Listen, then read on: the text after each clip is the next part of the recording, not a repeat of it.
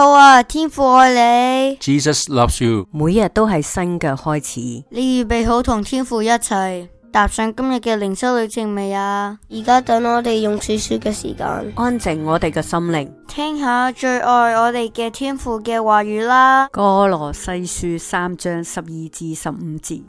所以你們既是神的選民，聖潔蒙愛的人，就要存憐憫、恩慈、謙虛、溫柔、忍耐的心。倘若這人與那人有嫌隙，總要彼此包容，彼此饒恕。主怎樣饒恕了你們，你們也要怎樣饒恕人。在這一切之外，要存着愛心，愛心就是聯絡全德的。又要叫基督的平安在你們心裏做主，你們也為此蒙召歸為一體，且要存感謝的心。大家好，我係天恩，我係羅賓，我係 Penny。爸爸媽媽，我想問，點解呢個油漆工人游得咁奇怪呢？天恩，你係話呢個油漆工人唔係慢慢一下一下咁去游嗰埲牆？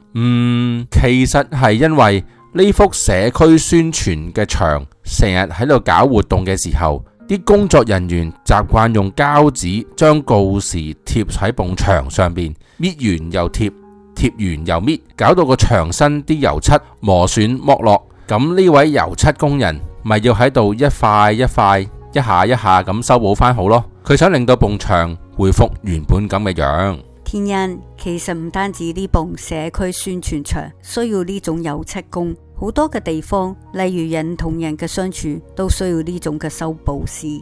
我知，其實我哋每日打開社交媒體，隨便睇下啲新聞，總係會睇到有人食緊飯嗰時，講唔夠兩句就打交，又有人喺職場上面因為少少嘅衝突就互相報復。冇錯，人同人相處耐咗，難免會有摩擦，甚至搞到關係破裂。睇到呢啲嘅畫面，真係不禁會感嘆一句：呢個世界到底點解會變成咁㗎？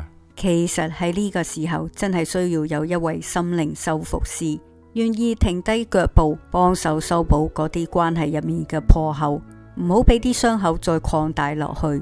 就好似馬太福音5章9節所講：使人和睦的人有福了，因為他們必稱為神的兒子。不過問題係，我哋睇唔睇到身邊嘅屋企人、朋友或者同事之間有牙齒痕，搞到面阻阻嘅時候嗰種掙扎呢？係啊，我哋又有冇睇到佢哋其實好需要一位心靈修復師呢？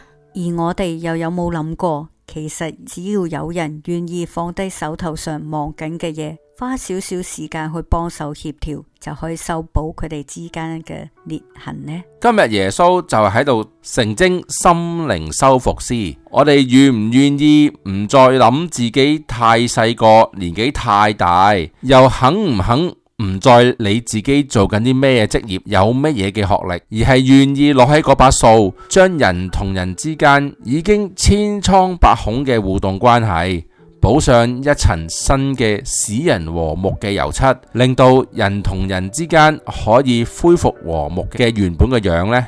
親愛嘅天父，求你賜我哋一顆猶豫同願意去愛嘅心，俾我哋學識去留意身邊人嘅需要。求你教我哋放下自己嘅忙碌，睇到人同人矛盾之間嘅掙扎，學識去聆聽，去接納。更加求你賜俾我哋愛人同埋幫助人嘅力量，以致我哋可以成為喺呢個破碎嘅世界入面微小但係充滿你嘅愛嘅心靈修復師。我哋嘅禱告奉我主耶穌基督得勝之名祈求。阿門。詩歌和平之子。